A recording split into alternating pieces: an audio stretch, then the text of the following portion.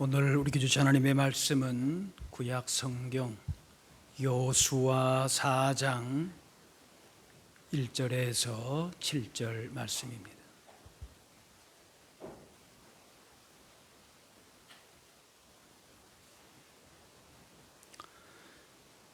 그 모든 백성이 요단을 건너가기를 마침에 여호와께서 여호수아에게 말씀하여 이르시되 백성의 각 지파에 한 사람씩 12사람을 택하고 그들에게 명령하여 이르기를 요단 가운데 제사장들의 발이 굳게 선 그곳에서 돌 12를 택하여 그것을 가져다가 오늘 밤 너희가 유숙할 그곳에 두게 하라 하시니라. 여호수아가 이스라엘 자손 중에서 각 지파에 한 사람씩 준비한 그 12사람을 불러 그들에게 이르되 요단 가운데로 들어가 너희 하나님 여호와의 궤 앞으로 가서 이스라엘 자손들의 지파 수대로 각기 돌 한 개씩 가져다가 어깨에 매라. 이것이 너희 중에 표징이 되리라. 후일에 너희의 자손들이 물어 이르되 이 돌들은 무슨 뜻이냐 하거든 그들에게 이르기를 요단물이 여호와의 언약궤 앞에서 끊어졌나니 곧 언약궤가 요단을 건널 때에 요단물이 끊어졌으므로 이 돌들이 이스라엘 자손에게 영원히 기념이 되리라 하라 하니라. 아멘. 2차 세계대전 당시에 600만의 유대인이 나치에 의해 학살당했는데 예루살렘 근처에 유태인 학살 기념관이 있습니다. 그 입구에 이런 문구가 있습니다. Forgive but remember. 용서하라 그러나 잊지는 말라. 잘못을 저지른 사람의 죄를 용서할 수는 있습니다. 그러나 잊어서는 안 되지요. 잊으면 과거의 잘못을 반복하게 됩니다.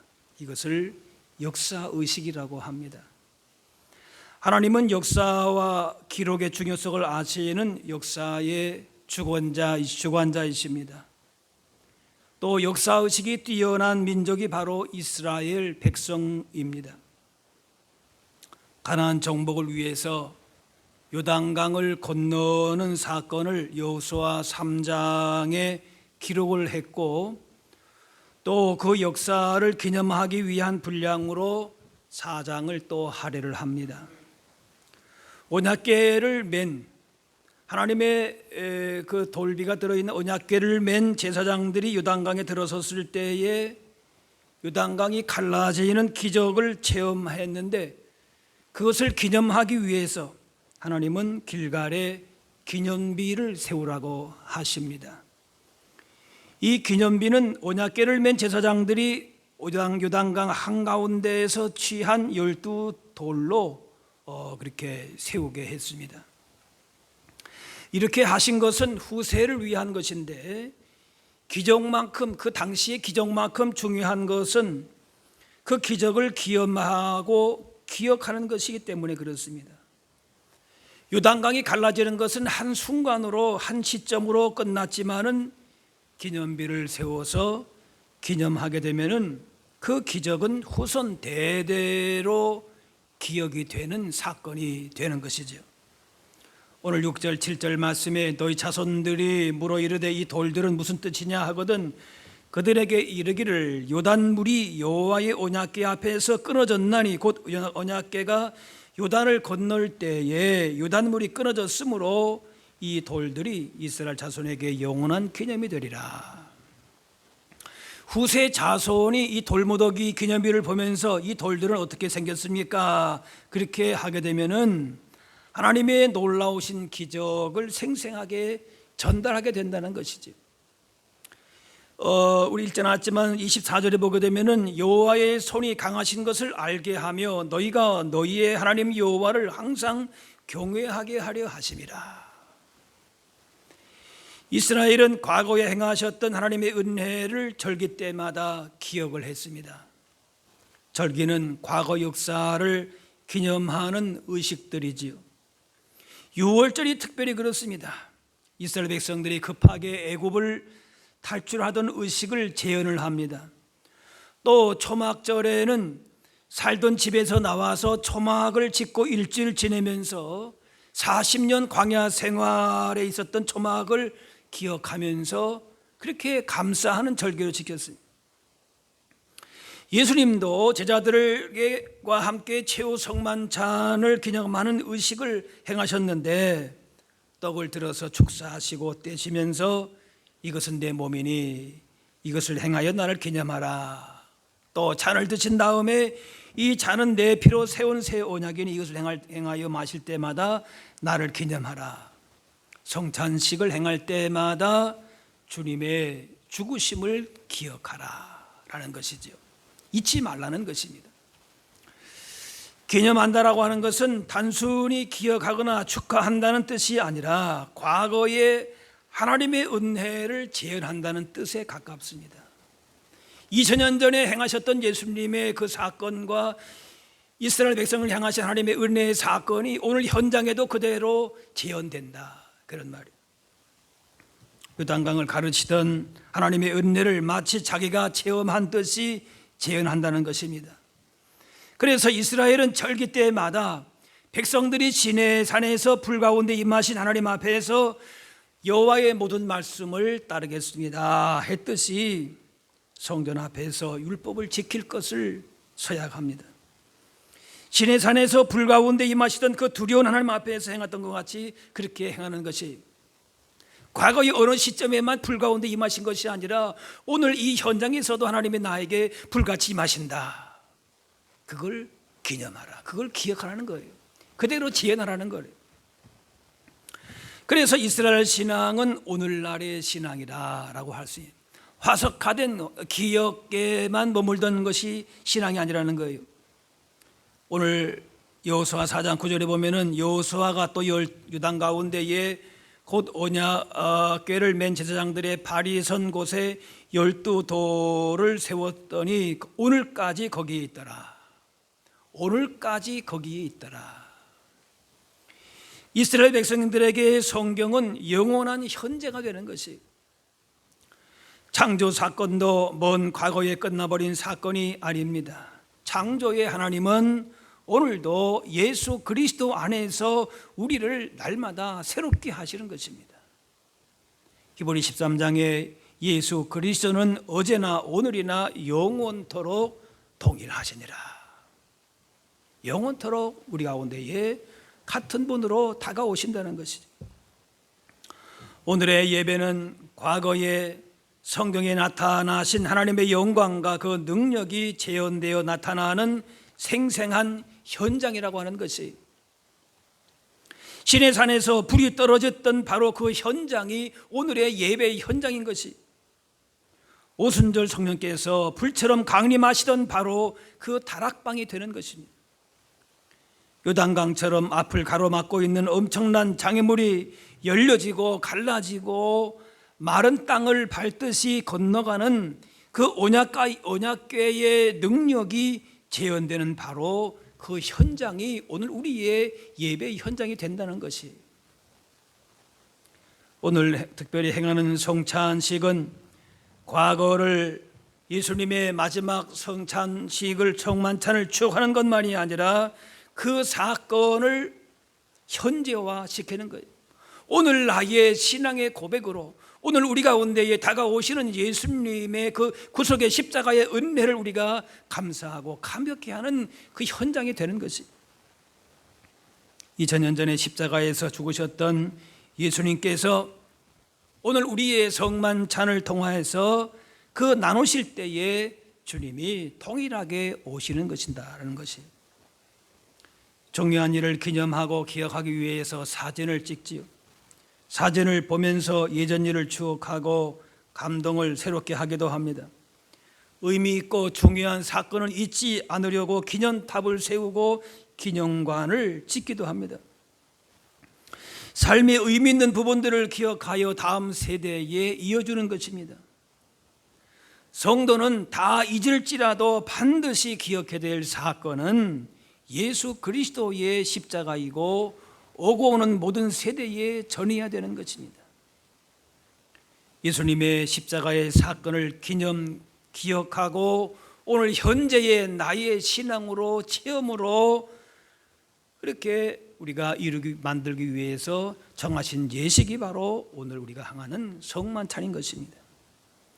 예수님께서 잡히시던 전날 밤에 제자들에게 떡과 잔을 주시면서 이것을 행하여 나를 기념하라 하셨습니다.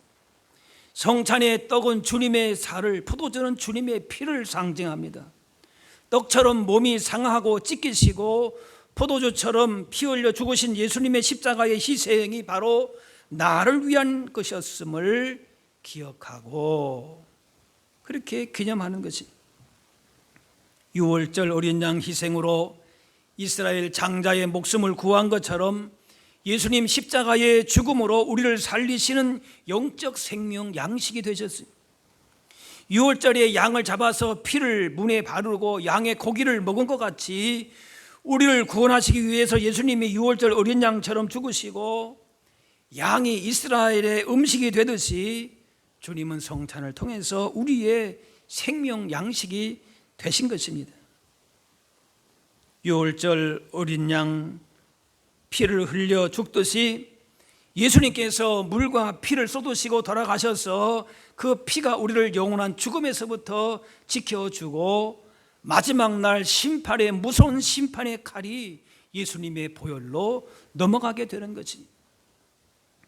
그래서 성찬식은 죄 용서받고 성결하게 살 수 있는 능력이 오직 예수님의 십자가에 있음을 깨닫고 고백하는 것입니다. 그래서 구원받은 감격과 주님을 향한 헌신을 다시 한번 고백하면서 주님과 동행하는 삶을 살게 되는 것이, 십자가로 주어지는 삶의 능력을 경험하게 되는 것입니다. 성찬 예식은 단순히 예수님의 죽으심을 기념하는 그런 시간이 아닙니다.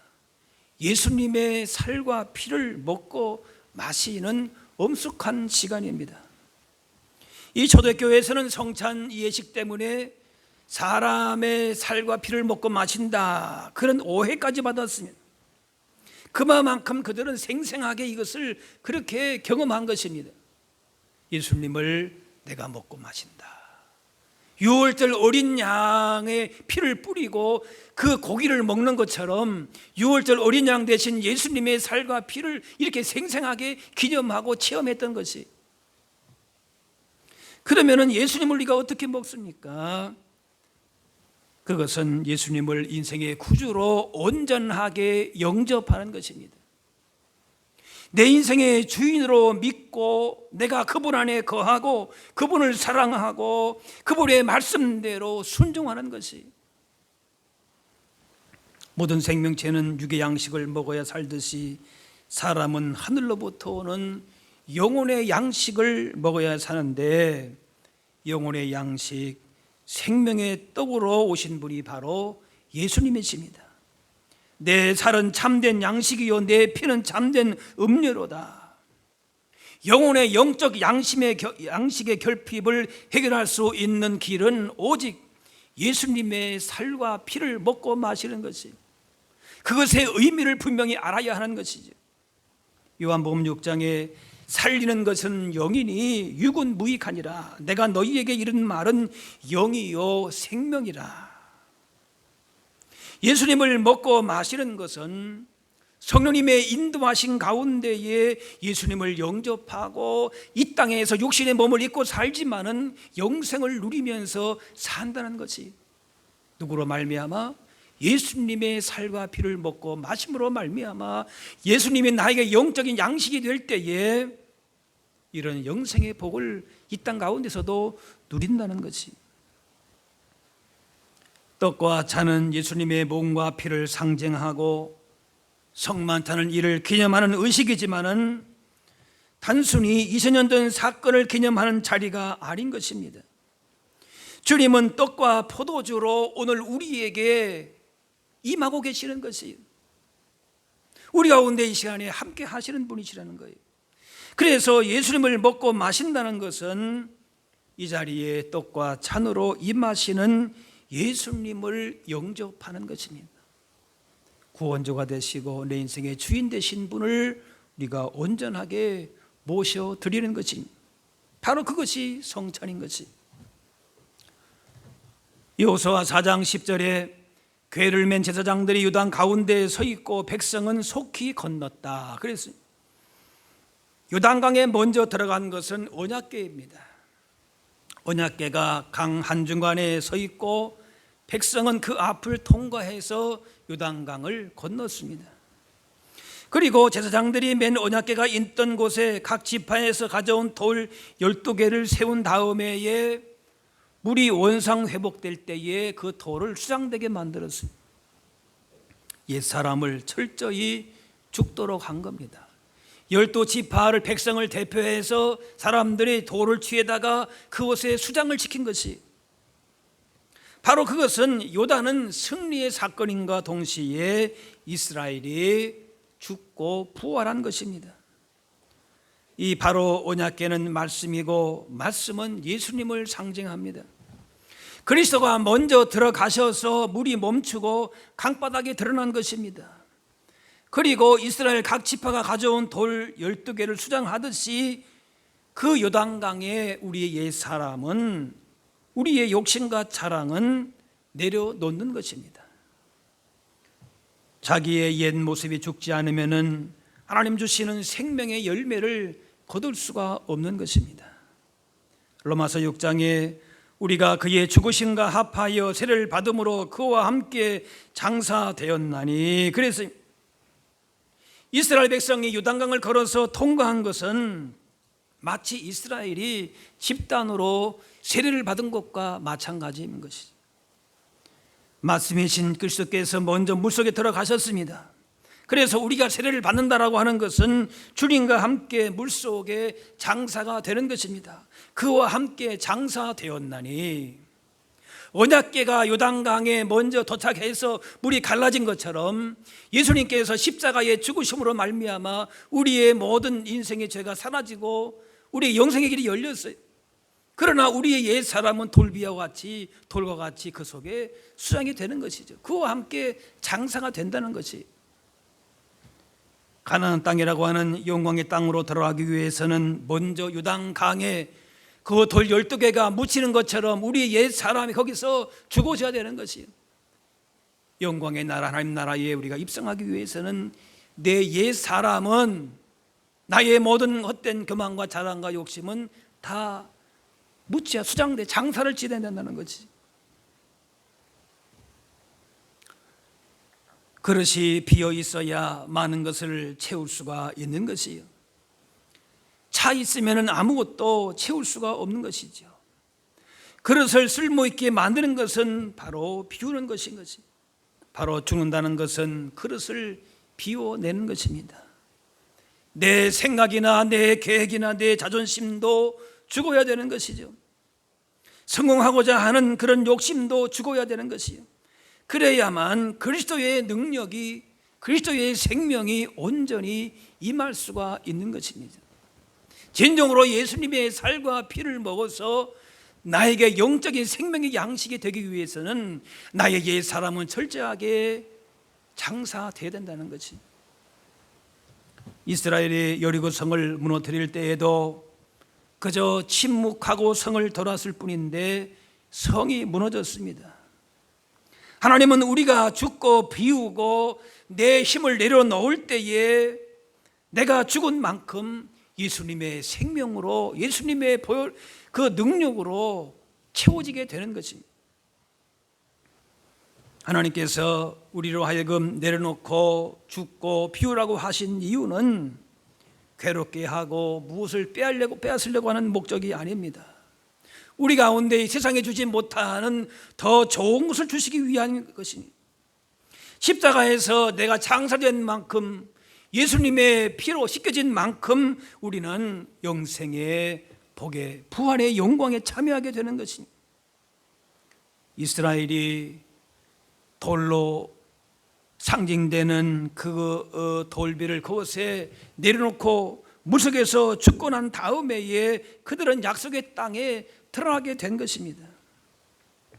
우리에게 있어서의 가장 기념비적인 사건은 우리를 위해서 죽으신 예수님의 십자가를 기억하는 것이고, 우리도 예수님과 함께 죽음으로 예수님의 부활 영광에 함께 또한 참여하는 자가 되는 것입니다.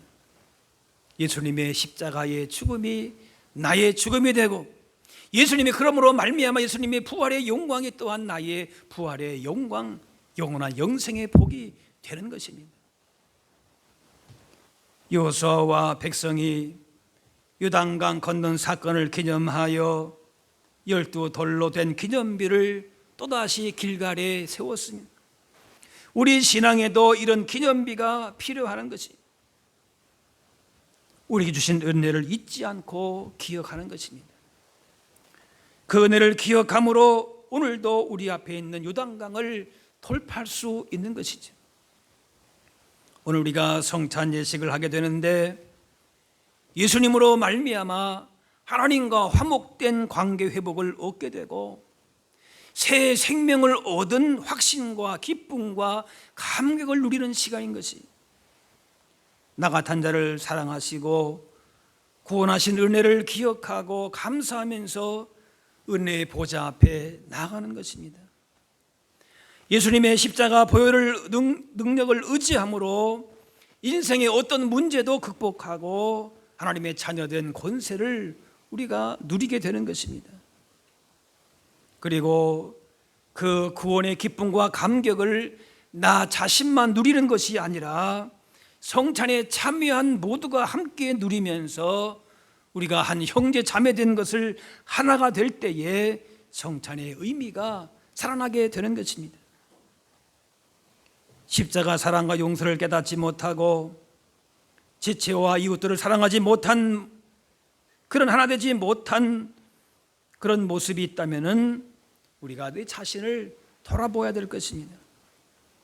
우리를 구원하신 은혜를 누리는과 동시에 우리를 한 지체로 부르셨기 때문에 서로 용납하고 세워주고, 그래서 우리가 함께 누리는 믿음의 부유함을 이 시간에 함께 누릴 수 있어야 할 것입니다.